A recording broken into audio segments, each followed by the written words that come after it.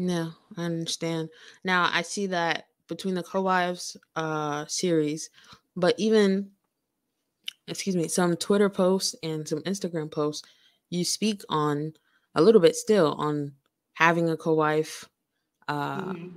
even with this current content creation. So, Mm-hmm. is it a form of making more people aware of polygamy, or just speaking out to those sisters who are currently going through that? I would say a combination of both because um, even though we can't say that polygyny is not a conversation had in the Muslim community, especially the Black Muslim community, it is definitely Mhm. had. Um, but the serious conversations aren't had. It's always, oh, let your husband have another wife, or oh, I don't have to have let my husband have another wife. But that's not really the problem. It's not about you. It's about these sisters that are struggling, that are needing help, whether they're widows, whether they're divorcees, whether their last marriage just didn't work out for them. They deserve to be loved, cared for too by men. And if that man just so happens to be your husband as well, then you have to think of it in an Islamic perspective and not base everything on your feelings, Mm. and just trying to take that bigger person route. Like, Mhm. if you make it easier for another Muslim to follow what is correct, like she's trying to get married, she's not trying to go behind your back, be with your man, or nothing like that. She's trying to get married. She's trying to do it halal, and if you can make it easy for them, like alhamdulillah. Um, but I've seen many sisters make it very difficult, even once their husband does take another wife, make it very difficult for them to see him to spend money on them like he's supposed to. And it becomes a fitna in this community. And then we wonder why we're not a community at all. It's like Mm. we're divided. It's this side or that side. You're either over here or you're over there. And if you're over here, then we rock with you. If you're over there, then you can kick rocks, Yeah, which is not how we should think as Muslims. absolutely. Absolutely. Like you mentioned, it's a topic that's talked about, but not in a healthy way. Most oftentimes, not Mm-hmm. in a Yes. healthy way. Mm-hmm. So you finish the series with the co-wives, and you turn to become your own personal brand in a way. Um, Yes. and again, it's kind of like a Dawah page, right? Speaking to those In a sisters in a way. in a In a way. way. Um, what kind of motive or kept you going in terms of being consistent at creating content? Um, that's a good question. I would say the comments that I see keeps me going because sometimes you get that imposter syndrome, like, am I really doing something? Am I really helping Yep. sisters? And then you see that message like, oh, sister, I'm thinking about joining Islam. You gave me a different perspective on what a Muslim woman is. Yada yada yada. I'm like, dang, like that's crazy. I would have never imagined that I reached someone non-Muslim because my audience is Muslim. Yeah. So when I reach someone that's non-Muslim, it's kind of like, dang, you gotta keep going. You gotta, do what you can. And sometimes I don't always get it right. Sometimes my content um, doesn't do what I intended to do. Um, but that's the up and down of content creating. But definitely those messages when people reach out and tell me that they like my content and it helped them get through the day or it helped them think of something in a different perspective. That I would say that keeps me going. And just I honestly feel like if I didn't use this talent that I had in the correct manner, Allah would definitely take away from me.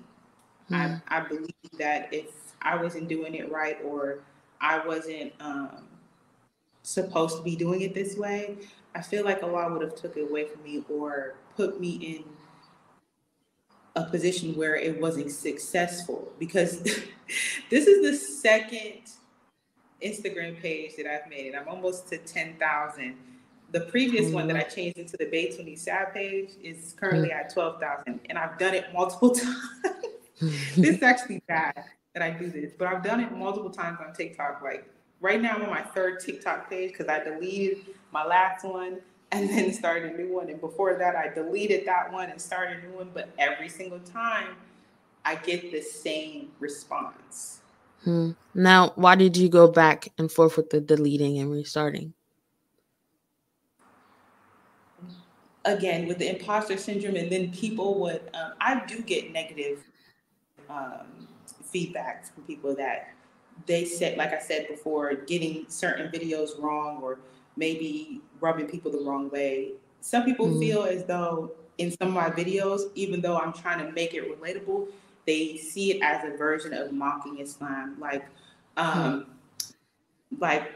for example, the last video that I did not too long ago, when I said pretty much we should teach new Muslim sisters Tawheed and how to pray before we expect them to start wearing hijab.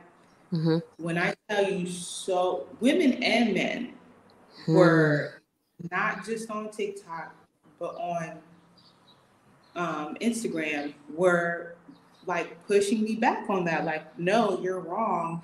Like I had, I had one sister. She was going hard.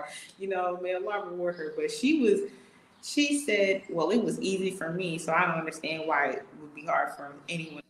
Like, you have no idea what other people go through, and that's the point. The point is, you can do it. Alhamdulillah, Allah has blessed you with that ease. But I was born Muslim. You know how many times I done took this hijab off and put it back on, turned it off and put it back on. So I could only imagine what it's like for someone that never had any interaction with Islam or other Muslims until they became Muslim, and then expecting them to change their entire lifestyle. That's difficult.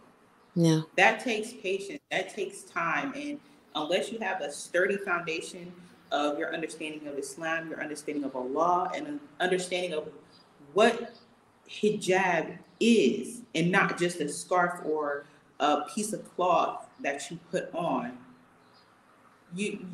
what you're doing, it seems like you're doing it for the approval of everyone else. Like, oh, I got to put on this hijab because they said I had to. They said that this is wajib. Like, yeah, it's obligatory, but do you know why you have it on? You know, you can't just walk around with a hijab on, smoking a cigarette, or go around being loud. You can't wear heels with hijab, clocking, click-clacking down the hall. You know, that defeats the purpose. You can't wear like a Sephora full of makeup on your face while you're wearing hijab. That's a problem in the community because people don't know that. They don't realize that they're contradicting themselves when they wear hijab and they do certain things. No.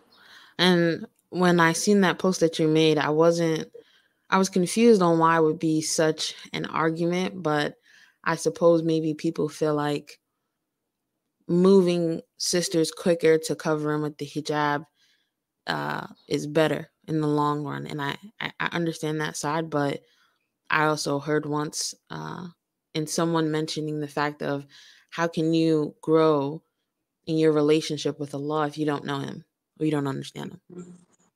Absolutely. So goes back again to how can you wear the hijab and you don't understand it. So 100% agree with that.